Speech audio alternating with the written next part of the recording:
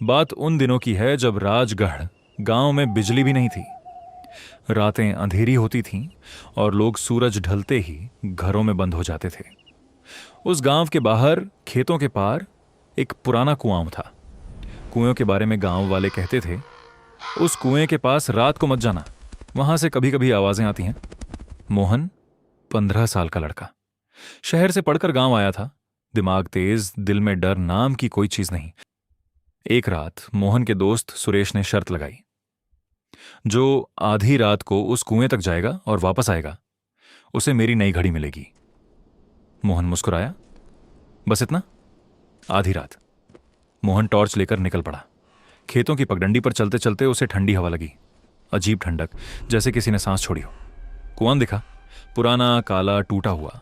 उसके चारों तरफ झाड़ियां थीं। टॉर्च की रोशनी में मोहन आगे बढ़ा। जैसे ही वो कुएं के पास पहुंचा, एक आवाज आई, मोहन। मोहन रुक गया, रोंगटे खड़े हो गए। किसने बुलाया?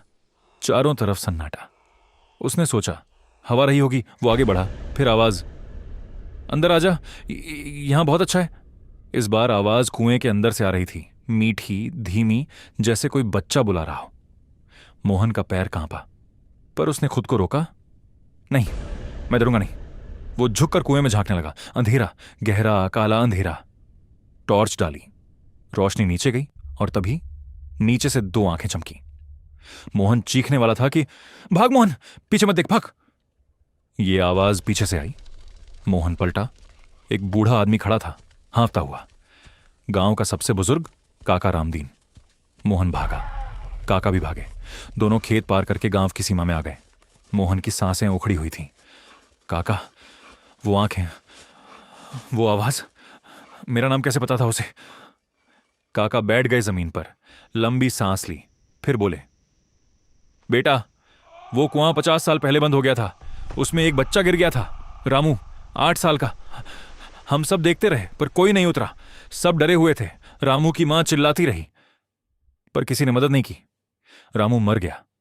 उस दिन के बाद से कुएं से आवाजें आने लगीं। जो भी पास जाता वो बुलाता। कुछ लोग झांकते भी थे।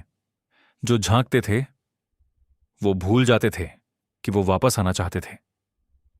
मोहन का चेहरा सफेद पड़ गया। तो मैं भी काका ने उसका कंधा थामा।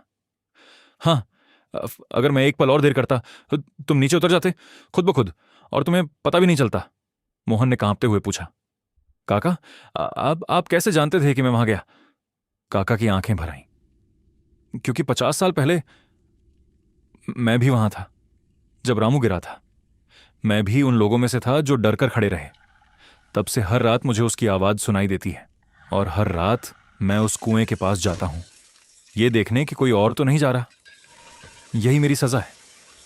अगले दिन सुबह पूरे गांव ने मिलकर उस कुएं को बंद किया, पंडित जी से पूजा करवाई, और उस जगह पर एक छोटा सा पत्थर रखा जिस पर लिखा था, रामू, जिसे हमने बचाया नहीं।